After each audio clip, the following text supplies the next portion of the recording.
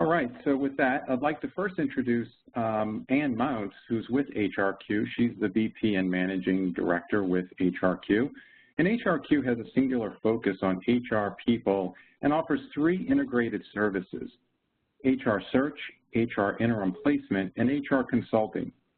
In their consulting practice, their expertise is in workforce planning, talent strategy, HR strategy, and compensation as part of the employee value proposition. Our presenter today is Brian Wilkerson, who's a senior consultant for HRQ and will be speaking to us today about advanced workforce planning. Brian is a deep specialist in driving innovative strategies and using cutting-edge planning techniques to help organizations secure their future. Brian was formerly the CEO and co-founder of WisdomNet, a strategy and human capital firm focused on delivering cutting-edge consulting and technology solutions, which was acquired by Watson Wyatt in 2007, where he served as the global practice director for talent management. He also held senior management roles in large corporations such as L3 Communications and Accenture. As an innovator and thought leader in the field of human capital management, Brian speaks extensively on a range of topics such as human capital management, organizational design, workforce planning, and strategy for organizations. Lastly, Brian resides in Denver and has been an adjunct faculty member at the Daniels College of Business at the University of Denver, where he teaches graduate-level courses in human capital management and strategic human resources. So with all that being said, Brian, and it's really a pleasure to have you here today. And Brian, the floor is all yours. Great. Thank you very much, and I appreciate the opportunity. Thank you, Careerminds, for giving me the opportunity to talk about a topic that I'm really very passionate about. Workforce planning is something that I've been focused on for the last 20 years, and it's hard to pick up an HR magazine today without seeing something about workforce planning. The angle that I'm going to take today is probably a little bit different. Much of what you see in the marketplace today is really focused on the value of workforce planning and a lot on metrics and analytics.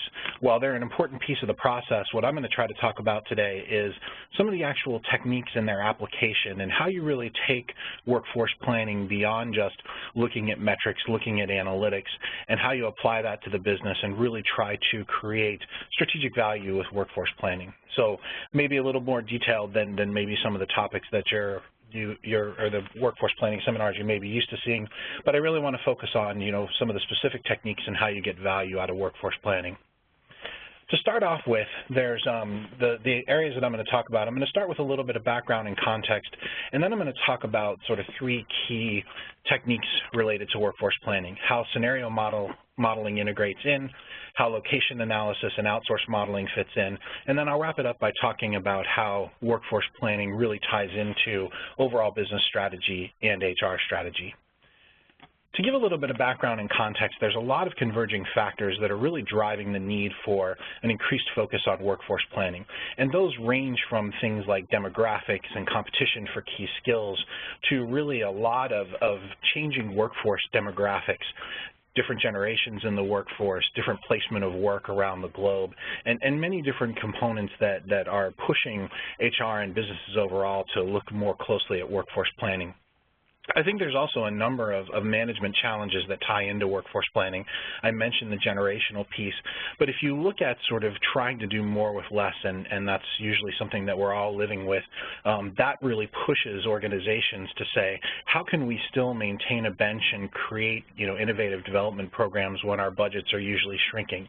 How do we also keep up with changing technology, changing functional needs, et cetera, when a lot of times dollars are more scarce? And this dynamic of really needing people to be able to have deep expertise and deep specialization, but also be flexible to take on different roles and really expand what they're doing in organizations is another important piece. I'm going to spend just a couple of minutes talking about overall demographics and some of the challenges that you see with those. If you look at from a financial perspective, there's a lot of challenges that organizations are facing just in terms of difficulty of creating enough financial security to retire, some of the millennial unemployment rates and challenges with that. If you look around the country, there's a lot of different dynamics that are creeping in that are challenging organizations. In Colorado, where I live, for example, our workforce is really, the workforce has gotten a lot tighter and talent is a lot more challenging to get. even in the work environment, there's a lot of different things that organizations are struggling with. Recent surveys show that the average worker wastes up to 2 hours a day, not counting breaks or lunch. And a lot of people say that the reason they waste time is because there's no incentive to work harder in organizations. And a lot of organizations are just struggling with, challenges in the workforce manners. You hear a lot about civility in the workplace now and things of that nature. But I really want to focus on these last two pieces for a second. The dynamics of different generations in the workforce are causing us to rethink the way that we manage and some of the management practices that we have. You can look at some of the statistics here on the slide, but many of the generations that are in the workforce now and that are coming into the workforce have very different expectations about things like mobility, about things like career progression, and just about what they expect from a job. You'll notice it, for example, if you look at one of these pieces down here that I'll put the pointer on, there's 1 in 3 college students prioritize social media freedom over salary in accepting a job offer. That's a very different kind of workplace and workplace dynamic than we've been dealing with over the past several years. So a lot of these are just contextual factors that I think push the need for workforce planning and why a lot of organizations are continuing to focus on this. I want to jump into a little bit more of how workforce planning and overall business planning really tie together. If you think about a traditional planning process in organizations, starting with a strategic plan and then cascading that down to an annual budget and plan, and then looking even at how that translates into day-to-day strategic decisions, there are people considerations at every single one of those levels. At the top, it's looking at things like, do we have the people we need to achieve the goals that we've set? Can we use the workforce to gain the innovation or cost advantages that we need? And those kinds of decisions cascade all the way down. Can we actually achieve the goals that we've set from an annual perspective? Do we have ways that we can optimize the workforce to either reduce cost or increase capability? And even some of the day-to-day strategic decisions about where work should be done or how it should be done and by whom it should be done. All of these are things that workforce planning can actually help organizations figure out and work through. When I look at the people implications of a lot of strategic initiatives, workforce planning will help answer questions regarding, is this initiative that we have feasible? What are the costs that will be associated with it? What kinds of productivity do we need in order to be able to achieve the goals that we've set? What are the impacts on services and service levels that we provide to our customers? How do we really increase innovation and get the workforce to be able to help drive that? And lastly, what kind of risk are we taking on when we look at different strategic initiatives and what we're trying to achieve overall?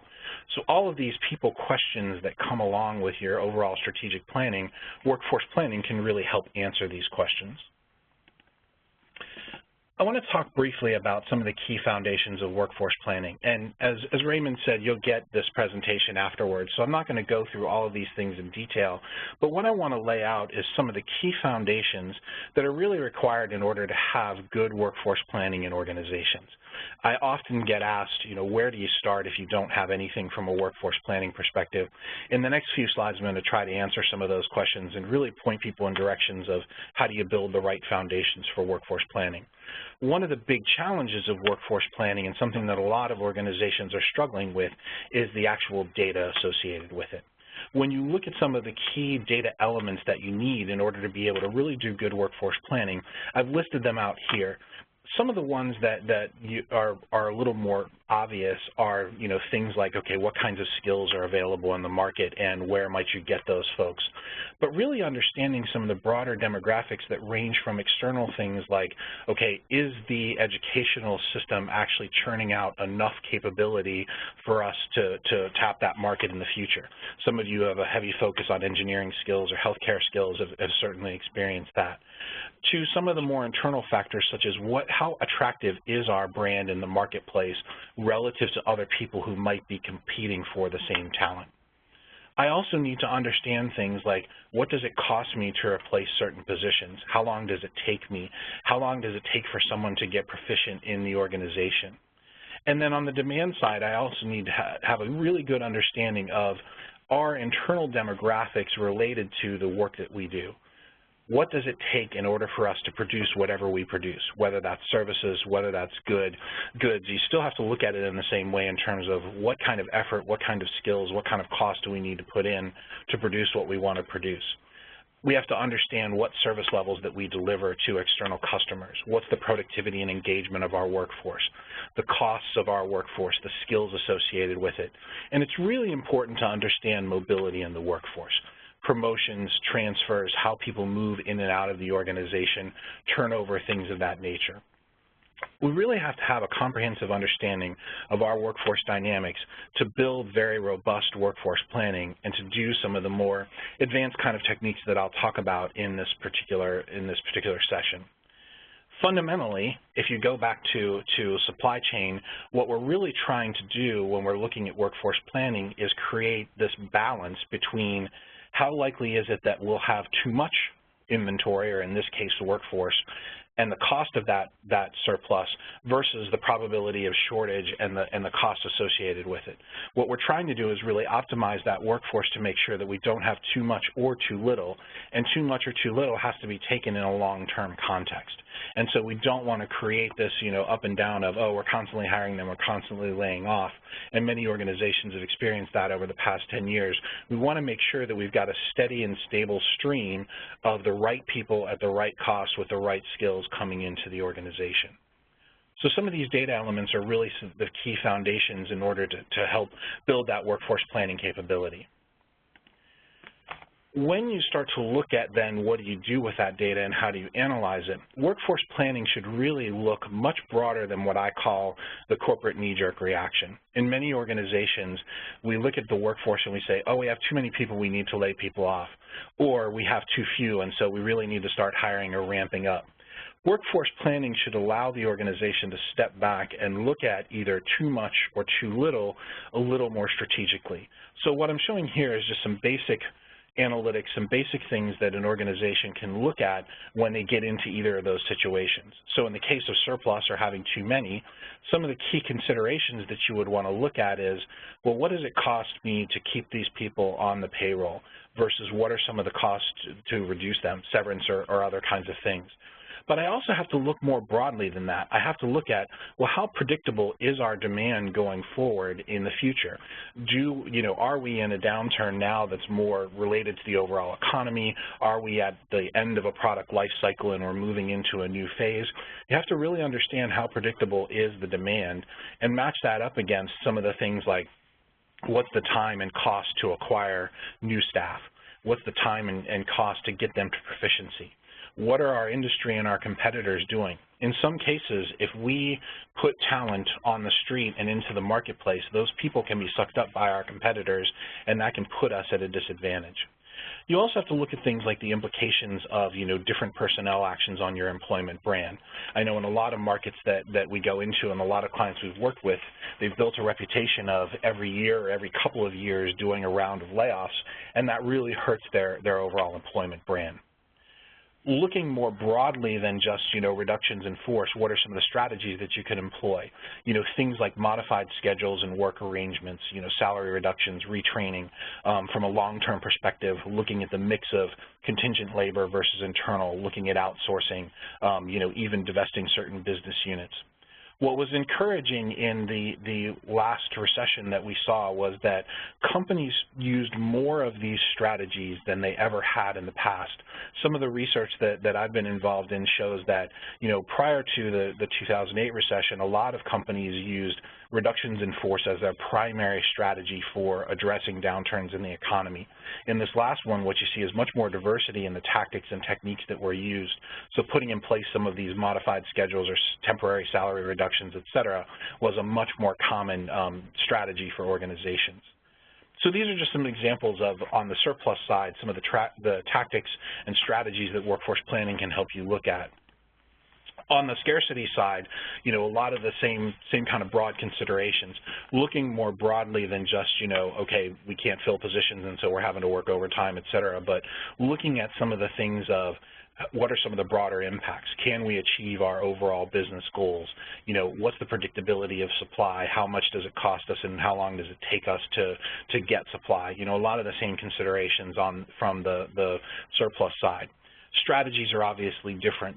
Do I change my recruiting strategies and sources? Do I change the way I do training and development, over-hiring or cross-training? All of those can be short-term strategies. Longer term, you might actually want to look at things like, do we increase our employment brand or improve that? Because, you know, a lot of the studies show that strong employment brand helps make sure you can get the talent that you want, whether the market's good or whether the market's bad. Some of the other long-term strategies would be things like, do I actually lock up educational potential or educational capacity, I should say, in a particular market? I know in healthcare that's a strategy that's been employed a number of times in order to do that, looking at retention strategies. So the key thing and the key takeaway from this is workforce planning helps you move beyond that idea of too many, I've got to get rid of some people, too few, I've got to hire some people, and start looking at really alternative strategies that you can use to address any workforce plan or any workforce challenges that you have. The key thing that is really the key to unlocking really good workforce planning is this idea of really understanding resource drivers. In organizations, it's critical to actually make the concrete quantitative connection between what we do and what people contribute to that.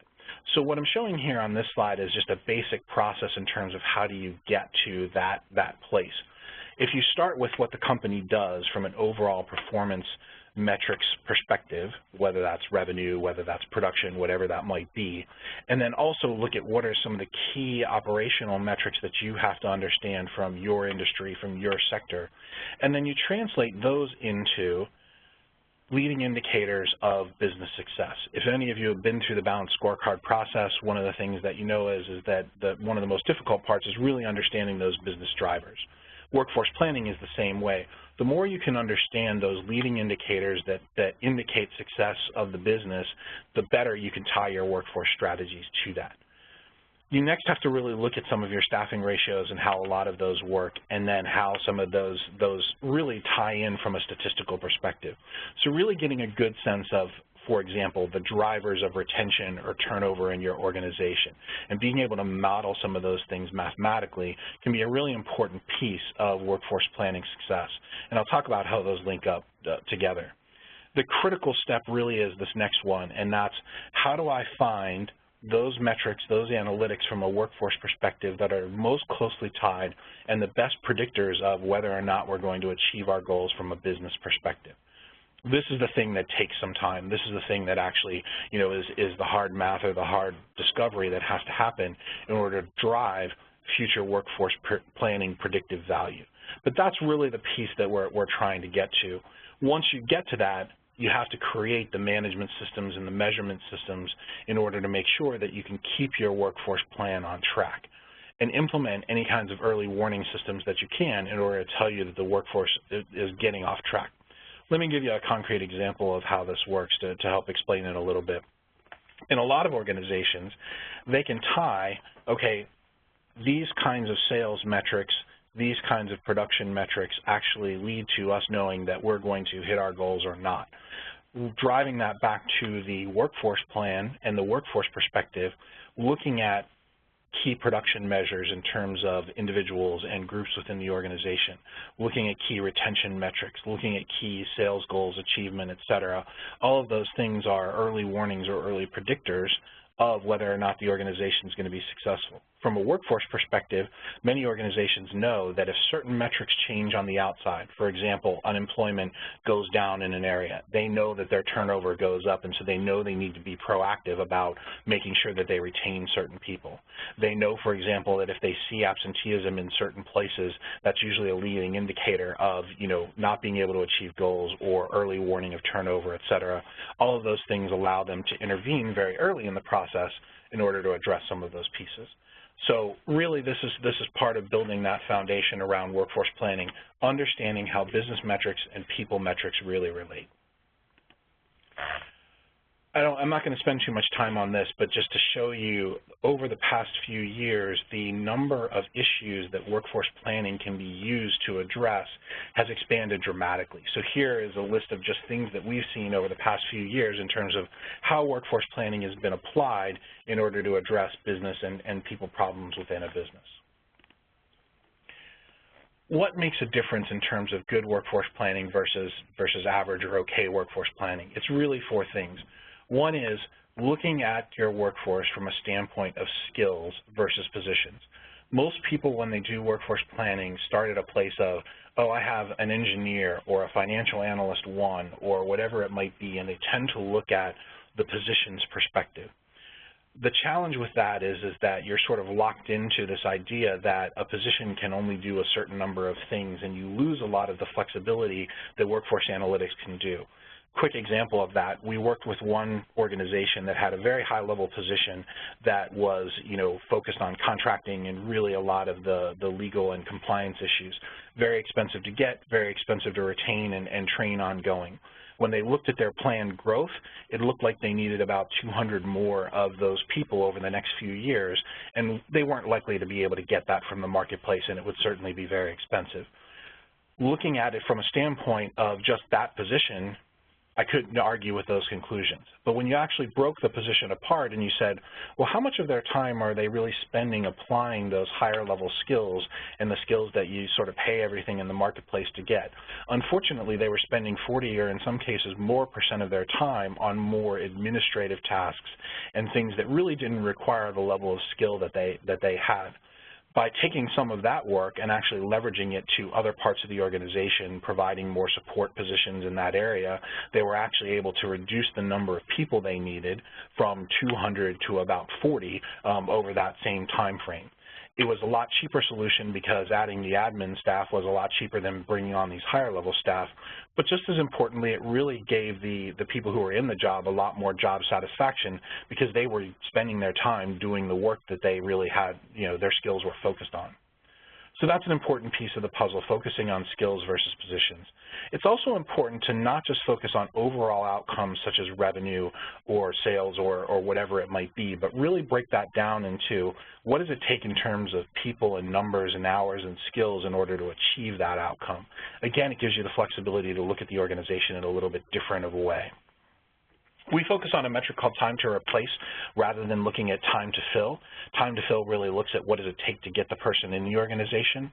What we found is that if you look at time to replace, which is basically the time to fill plus the time it takes the person to get proficient in the organization, it gives you a very different perspective. For example, if you have a position that takes 18 months for someone to get really proficient at and they're only 50% productive during that time, if you look at a work group and they have a lot of people that are new in that position, they're not going to be able to achieve a lot of the goals that they set out based on the productivity that they're assuming.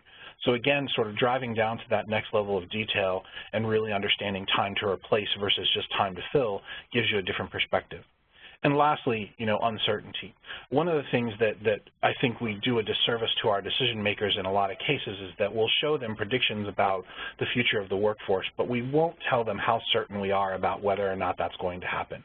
We'll put in qualifiers saying, a lot of things are outside of our control, et cetera, but we want our decision makers to understand how much uncertainty is in our predictions and how likely is it that we're not going to be able to achieve our goals, because they're going to take a very different perspective there. So some of these are really the things that we find in organizations who are doing workforce planning well are the things that differentiate it. The biggest barrier is always data quality and data availability. I will tell you, as an organization, focusing on data quality and getting the right data is very important. But every organization that I've been in has a place where they can actually start and where they can actually get moving on workforce planning. You don't have to spend 18 months cleaning up your data in order to be able to get started. So I know that took a while, but it's important to sort of get those foundations of what is it that really organizations need to do in order to make workforce planning effective. To talk about scenario modeling, one of the big differences in terms of the maturity of workforce planning is really the ability to do scenario modeling. All organizations at some place really start with, hiring plans and have things like hiring plans in place. That's the most basic, point of workforce planning, and everybody's been doing them. Whether they're very formal or not, we have some sense of what do we need. The next stage of the evolution is typically related to workforce analytics and trying to get some models in place that there are metrics in place that give us some sense of where's our workforce going, what are our needs going to be, turnover, training metrics, things of that nature. Most organizations then move to some kind of forecasting. How do we take these analytics about our workforce and what we have and try to translate that into, what are we going to need for the future in terms of how many people are we going to need to hire, how many people are we going to need to train. Ideally, you're then able to take those metrics and build more predictive analytics in place. Most organizations, however, sort of get stuck between this workforce analytics and this forecasting stage in terms of their evolution. Because as you move up this chain, it requires a lot more data, a lot more complexity, a lot more analysis. Ideally, as you get to predictive analytics and as you start to move through forecasting, this is when you start doing scenario modeling. Eventually, you like to get to sort of all scenario-based workforce planning. How can the business come to me and say, these are the goals that we want to achieve, and I can then translate that into workforce planning scenarios and go back to the business and say, here's what you need to do in order to be able to achieve those, and here's the risks, here's the costs, here's the likelihood of success, et cetera. So this is just a little bit about the evolution of workforce planning that most organizations go through. When you're creating scenarios, there's a number of key things that need to be done in order to make those scenarios very business-tied and very effective. Collaboration with the business underpins all of this, making sure that as you're looking at workforce planning scenarios, you talk to the business about how they look at people, how they look at costs, all of those different components. But some of the keys are really making it realistic, making it tied to what the business wants to achieve.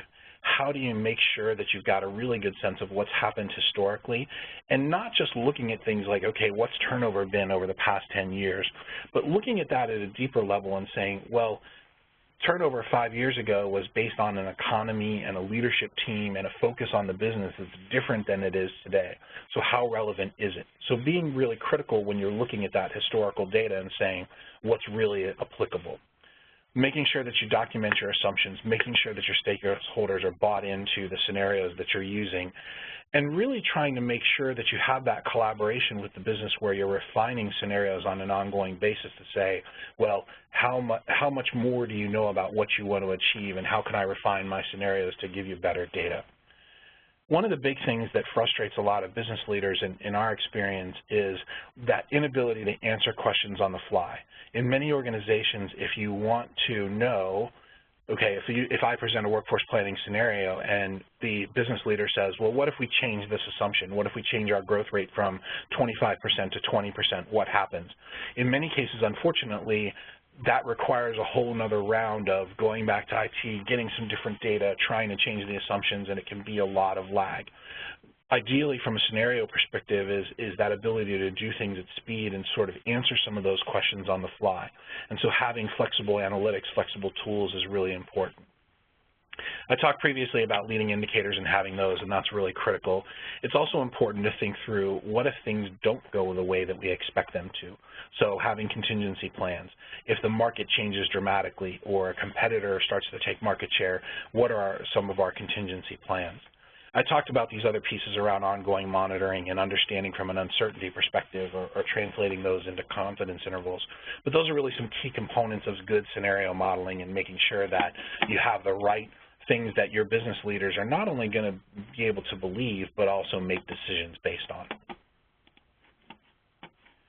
So I want to take a lot of that background and drop into a couple of very specific techniques that organizations use and are finding a lot of value from. The first is around location analysis. Fundamentally, location analysis is about finding the right location in order for work to be done, given a whole bunch of different workforce considerations. I'm not just talking about, outsourcing or things like that here. What I'm talking about is we have facilities in 5 different places in the U.S., and we have similar kinds of skills in different areas. Is that the right answer? Or if we're going to take on a new, component of business or our volume is going to increase, where are we going to actually focus our energy in terms of expansion, et cetera? So it could be new volume, new capabilities, the need to cost reduce or reorganize. All of those things are considerations in location analysis. I'm not talking about from a real estate perspective, although those are parts of the consideration. I'm talking more from where should our workforce be and what should it look like. So most organizations that have multiple locations or are considering expanding into different locations this would be applicable to them. It is a bit data intensive, as you'll see in a minute, but it's a very powerful tool. So from a standpoint of location analysis, I'm obviously not going to read all of this to you, but the key considerations in terms of what kind of data do you need to gather to make that decision in an effective way are really shown on this particular slide. So I'm starting with very basic considerations such as labor supply, and what's the labor supply in different locations that I'm thinking about. To things like salary differentials and what are the prevailing wages in the different areas for the positions that I'm most concerned about. But I really have to dive deeper, as I mentioned earlier, around where are we positioned in that market? How is that market changing? So if I'm looking at 2 locations, some of the things I might start to ask myself is, well, how attractive is our brand in that geography? Do people know us? Do they have a perception of us? Because that will influence our ability to attract talent. I also need to look at what are not just my direct competitors, but other people who use the same kind of talent or need the same kind of talent. How many of them are there? How many of them have an established brand? What's their brand like versus ours in the marketplace? All of those different things are important. Even stepping back and looking at some of the demographics for the people that I'm trying to recruit. If I primarily recruit 18 to 24-year-olds with a high school education, what's that pool look like in the geographies that I'm targeting? Is it growing? Is it shrinking, et cetera? So all of those things become a whole second set or a deeper layer of considerations that need to be looked at. So when you look at all the different components that are on this page, it gets pretty deep in terms of some of the things that you might want to look at. Another one that I'll point out is really the number 9, which is wage ascension. Trying to understand how the market is changing in terms of wages, how fast are salaries going up, how does the overall unemployment rate influence that and tie that in. All of those things are important to look at. And lastly, I'll just mention another one, which a lot of organizations don't think about, and that is, what does it take for us to get out of that market if we have to? One of the organizations that I was in was looking at expanding, Korea versus Malaysia, and there was a lot of analysis of the incentives that the government was going to give us up front and a lot of the things about what it was going to take to get in, but not a lot of consideration about what it was going to take to get out. And we made a choice, and when we eventually had to get out of that particular location, it cost us a great deal more than if we would have made the other choice. So all of these things are data that feeds into the actual analysis, the location analysis. When you start to look at then how do I do the actual analysis itself, I'm going to look at a few key metrics to start off with. One, what is the cost of labor hour for a given skill level at each of the locations? So if I look at it, for example, I may say that the prevailing wage for the key positions that are going to go into this organization in location A are $17 an hour, and in location B they're $18 an hour. But I also want to look at things like what's the availability of the workers with a given skill in each of these locations, and so you'll see that on the bottom. And then I want to look at things like the range of wage ascension for that particular skill. So if you look between these, right, in location A, it's going to cost me about $25,000 to go in from a one-time perspective. But over a 3-year period, I'm expecting that the wages are going to rise quite a bit based on the market conditions, and I have a smaller labor pool over that time because of changing demographics than I do in B, which has a bigger upfront cost. But over time, my wages are going to stay lower, and over time, the workforce is expected to actually grow in that area. So when you look at that and you start to look at these factors together, then you can start to decide, okay, given all the different factors that we're trying to balance, which locations will we choose, which areas would we go into? So this is an initial cut that you would try to take to narrow down the number of locations that you're looking at. In these key metric areas, which are the ones that are going to be most favorable to us in terms of choosing where we want to go or where we want to put this particular piece of work. This can be done at pretty much any scale. You can even look at it from a standpoint of, I have, a department, let's take HR. HR needs to expand its shared services or its service centers or transaction processing or whatever it is. You can really look at it at that low of a level of detail and run some of the same analytics to determine, well, where should we really focus our expansion. Once you've narrowed down some of those locations, you're going to take a next level of detail and look at some key metrics to say, how do these locations then stack up against each other? So here we've used a very basic red, yellow, green kind of way of measuring these different metrics. But you can see it's things like, in these different markets, what's the competition for talent? How attractive is our brand? How does it match up to our diversity goals, and how does that help us? Incentive, real estate costs, et cetera, et cetera. You can see, then you can make some of these comparisons to actually give a picture of, well, which location is going to be more favorable. So in the first slide you saw, we focused a lot on the cost aspects. Here's some of the other things that can influence costs, but are really other factors that you're going to look at. I listed a number of other ones underneath that you can look at as well. The key thing is to really start measuring locations against the same metrics and matching up what's going to be best for your business needs in terms of making sure that location is going to give you what you need over the long term. So that's an example of how location analysis would work. When you look at that, again, it requires robust market data, but also a really good understanding of where is your workforce going and where is your workforce heading, so you can make sure you're looking at the right factors when you're choosing locations that you might want to go to. The second technique that I'm going to talk about is outsource modeling. And outsource modeling is a little bit broader than maybe what it sounds like. On one hand, you may look at, okay, what are the right functions for us to outsource in an organization? But another advantage of being able to do outsource modeling is really being able to compare internal functions to what external providers would do, and that can actually help you drive an internal improvement roadmap. A lot of organizations who use this use it as a way to basically benchmark their internal service functions to say, are we getting the right level of efficiency? Are we getting the right level of cost or right cost structure for those particular functions? So it can look at, that idea of should we outsource certain functions, but can also look at the cost, the skill, the risk associated with doing things. Oftentimes an output of this is, well, we shouldn't outsource, but we do need to get more efficient, so we may need to improve processes or automate processes or things of that nature.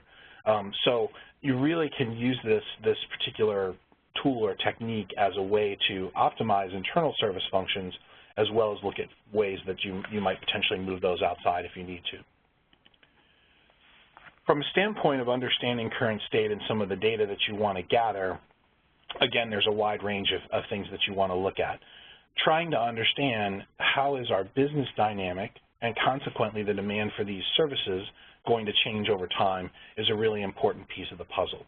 Unfortunately, a lot of people, when they're looking at outsourcing and looking at that, they sort of think about the current state and almost freeze it there and say, okay, it runs this way now, and don't think about, well, what's it going to need to look like 5 years from now.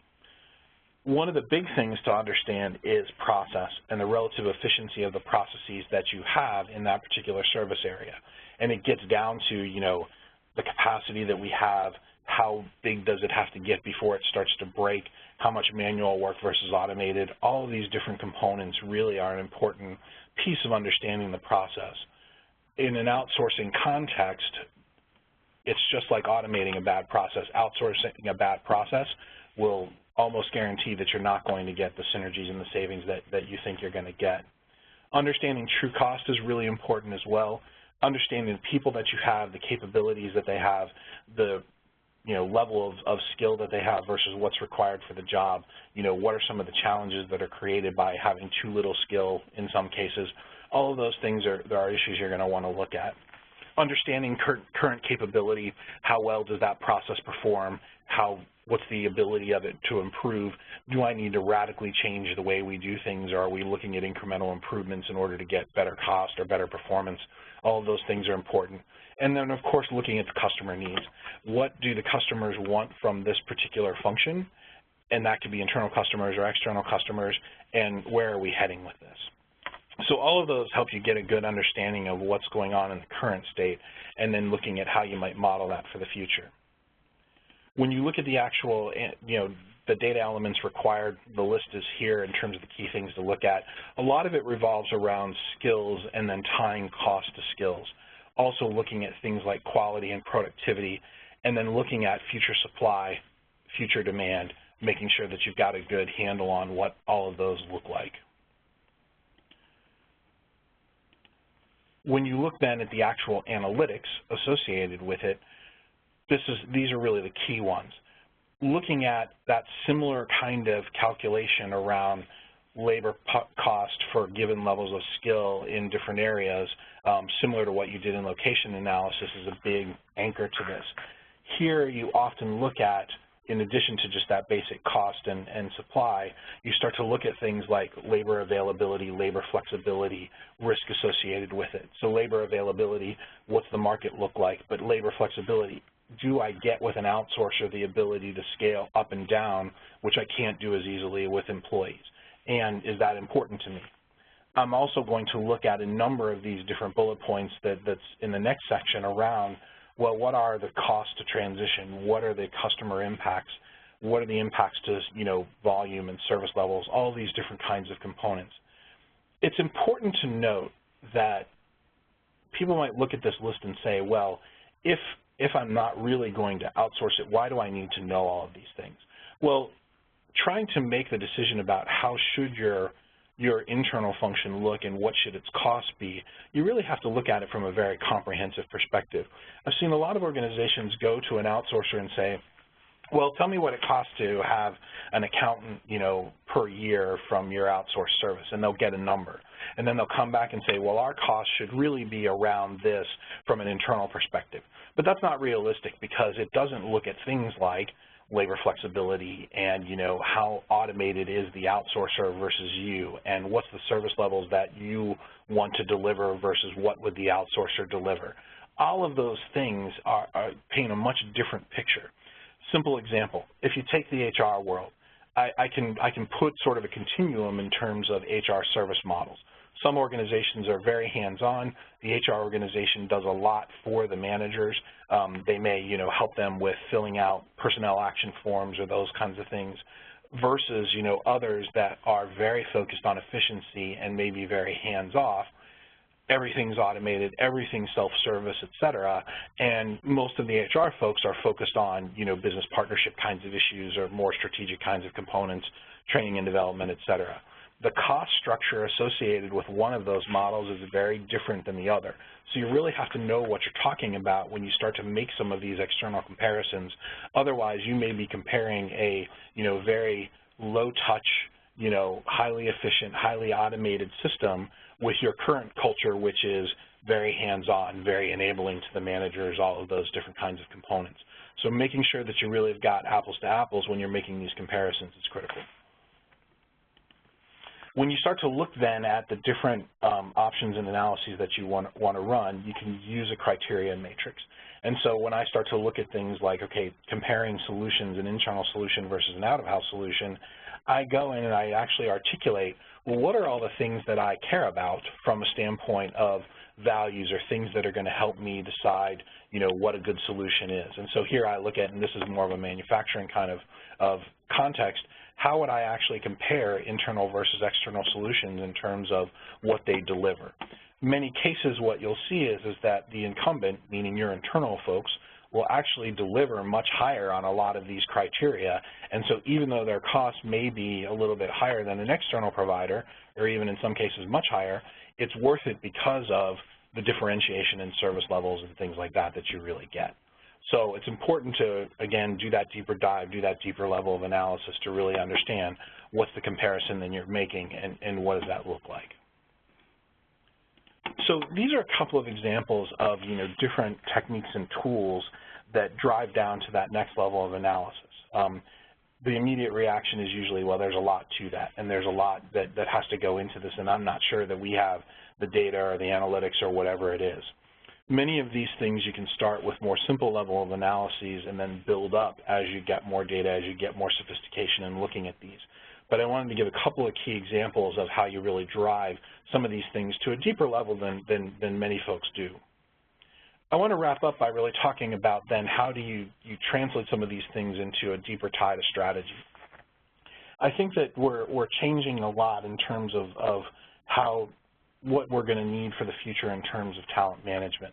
I think that we have to get better at our analytical processes and really get more proactive about them. So a lot of the analytics that we currently use in organizations are very focused on there's already a problem and there's already something that we need to deal with. Turnover is too high, or people don't have the right level of skill, et cetera. How do we get to a place where we have analytics that really tell us what's going to happen and what our problems are going to be so that we can be more proactive about putting out solutions, get more predictive in what we want to do? overlay that with changes to our traditional structures and our management techniques that will deal with different generations in the workforce, you know, rapidly evolving needs, et cetera. How do we also get to a place where we've got more flexible organization policies and frameworks that are really going to help us shape the workforce that we need in a more, you know, in a more flexible way. Many of you have heard of this concept of, you know, the on-demand workforce, and how do we get to a place where really we have talent when we need it and we don't when we don't need it, and how do we create more flexibility from a cost and capabilities perspective. All of those things require a fundamental change in how we look at the workforce, both from an analytics perspective and a management perspective. When you look at something, for example, like retention, retention is something that, you know, is everybody looks at in one way or another. The question in most organizations is not what is it, but how do we predict it, and how do we know what the right levers to pull are. We had an article published in HR Magazine a couple of years ago about a project that we had done where we really started to look at a very segmented level at what drove turnover in a very large organization. And so what we found was that for any given demographic that you wanted to look at in the organization, there were 3 to 5 factors that predicted with 95+% certainty what turnover was going to be in that particular area. Obviously, 95% predictability is great to have. So if I know with that level of certainty when turnover is going to happen, I can do things to intervene and change my luck. I can do retention programs. I can look at those different things. But when I look at the different factors that are on this list, these go way beyond what you see in many turnover analyses. So we'll put out things like, okay, well, here's the turnover rate for our engineers, or here's the turnover rate overall, or in this location, or whatever it might be. What you can actually do is drive down to say, okay, engineers who have been here 5 years or less, this is the likelihood that they're going to turn over based on these particular factors. So when you look at this list, it ranges from external factors like the unemployment rate, which you even have to decide which unemployment rate you're going to use and what are the real predictors, to things like, you know, more demographic factors about the person themselves and how that's going to be. You know, things like tenure and how long have they been here, time and position, performance ratings. All of these things can be powerful predictors in terms of whether or not someone is going to turn over. Even looking at their participation in some of the optional programs that you provide in the organization, educational programs, long-term retirement, those kinds of things, can in some cases be a predictor. There's analytics that you can do to look at your past turnover data and actually create a predictive model that says, based on some number of factors, what is it that's likely to happen with turnover in a particular area or in a particular demographic. So this is, again, a much deeper level of analysis of turnover than many organizations get into, but it can be very powerful, and it can really help you put your dollars and put your efforts in the right places. Similarly, actually translating some of the things that you find from a workforce planning perspective into tools for the actual line leaders to make better decisions. So as an example, you can use decision trees that start to look at, well, if I'm faced with a particular personnel action, what kinds of things might I consider, and how am I going to actually make that decision appropriately? So here's a practical application really focused on the hiring process, right?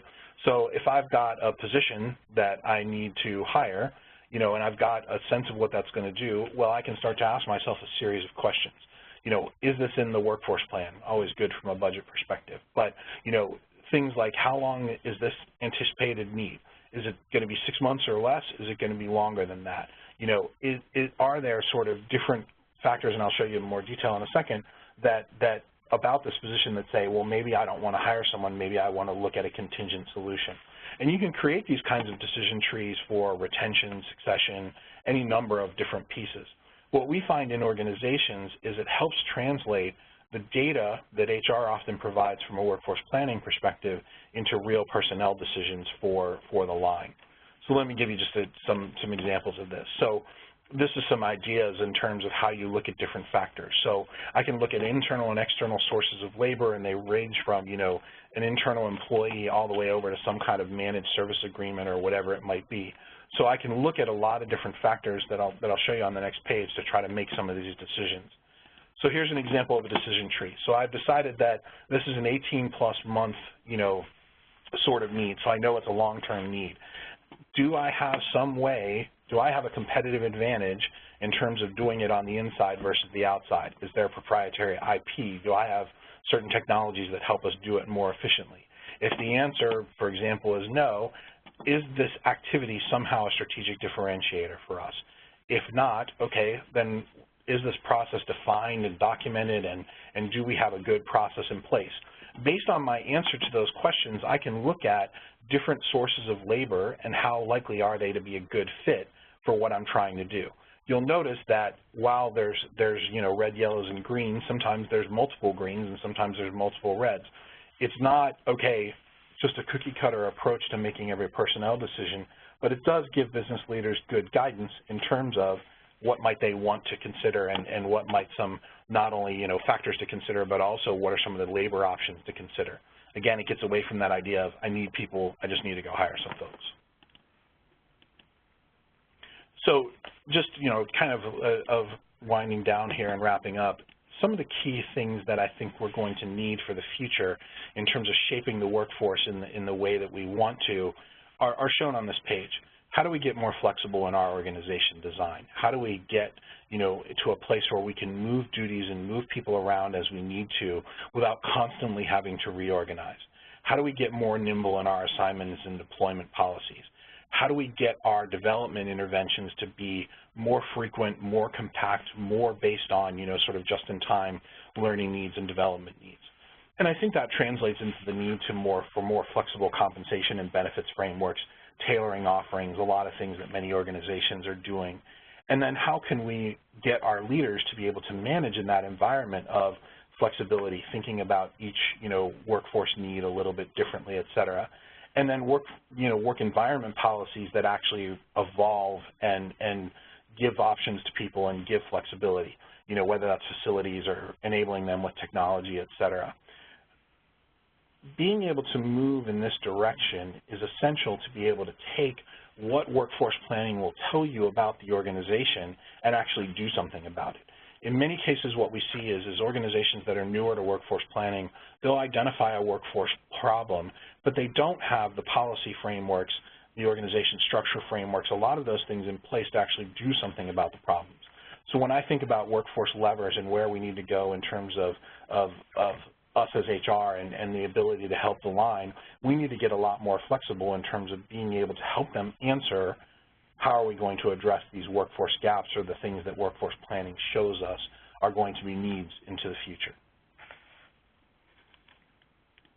With that, I will open it up for questions. I know I've covered a lot of ground in a relatively short period of time, but I wanted to give you a sense of here's some deeper level things to look at from a workforce planning perspective and how can they really add value to the organization. So take your questions at this time. Great, Brian. Really nice job, and we've got some fantastic comments through the Q&A. Very comprehensive view of the plan strategy. Mike asks, where's the business case for investing in this deep dive, and do you have a suggestion for a checklist? And also, same person, do you have a suggestion on how to accomplish the various steps? For example, how does one discover that competition for human capital resources is high or low? I'll pause there. I see there's a few other comments and questions. Anything related to that? Sure. One of the big things that you have to look at when you start to look at workforce planning and getting deeper into it is understanding what external data sources are really going to be valuable to you. So these days, there's a lot of stuff that's available from an internet perspective, but sometimes it's data that takes a long time to sort through. So I'll look at Bureau of Labor Statistics data. There's a lot there, but it takes a long time to actually get through it. So in some cases, you may actually look at subscription information services that are out there, and I'm not going to, throw any particular endorsements out there on this webinar, but there are a number of sources that actually aggregate and clean up a lot of that data and make it more usable from a standpoint of workforce planning and HR's internal needs. So looking at how you can find some of those data sources to make your life a little bit easier. But in a lot of cases, you can actually get a lot of information from your employees, from your competitors, from industry conferences and those kinds of things about, relative brand attraction, et cetera. you can look at brand attraction and you can use a fairly simple metric of the ratio of offers to accepts and start to get some sense of, well, how strong is your brand in a particular area, comparing that then to some of your competitors. So there are some simple ways. The key thing is that you can get to data overload very quickly. So really stepping back and saying, what's the data that we need most often, what's the data that we really need to be refreshed, and what are the sources that we're going to get it from is a good place to start. And as you walk through and you start to rationalize that, you'll typically find that there's sort of 3 to 5 metrics from the outside that you need and a lot of metrics internally that you need, and getting a good way to get those sources will really give you the right foundation. Great. So Brian, earlier we had a question from Stacy around, you mentioned the term social media freedom early on when you mentioned millennials. How do you define that? So a couple of different ways that ties into that research. So one is the ability to actually use social media on work time is part of social media freedom. But the second is not having limits about what they can post. So a number of organizations, for example, have instituted policies where you can't basically post, work information on your personal social media or have some restrictions on that. And that's something that a lot of, different generations are starting to rail against. So it's a really interesting component. I do a lot of work on the government side where you can't do any of those kinds of things, but it really does make a difference in terms of their thinking about whether or not they're going to take a job. Awesome. So Kelly has a question. Can you offer up any names of companies that do workforce planning well? I don't think it necessarily has to be clients, but just companies you know about out there that seem to do this really well? Yeah, I mean, when you look at it, there's a number of good case studies that are out there that the Conference Board in particular has done in terms of some organizations that do that. But Starbucks has a really good workforce planning program. Microsoft has built a really strong one over the years. T-Mobile, Expedia, a number of them have built them. CH2M Hill, which is in the construction industry, as a number of those have really built strong programs over the years. The challenge is that the talent available to really build these programs right now is pretty low in the marketplace, and there's a lot of competition for it. Some of those companies that I named, their workforce planning directors have jumped around to different organizations and got a lot of salary increases in those time frames. So unfortunately, the talent right now is a little bit scarce in terms of leading that function. Great, and I'm sorry we're not going to be able to get to all the questions. We did download all the questions that were asked, as well as your name. Here's the contact information for Brian and Ann. If you all have any follow-up questions regarding today's session, feel free to reach out. If you have any upcoming reductions in force due to your workforce plan, keep Careerminds in mind for outplacement. With that being said, we're right at the top of the hour.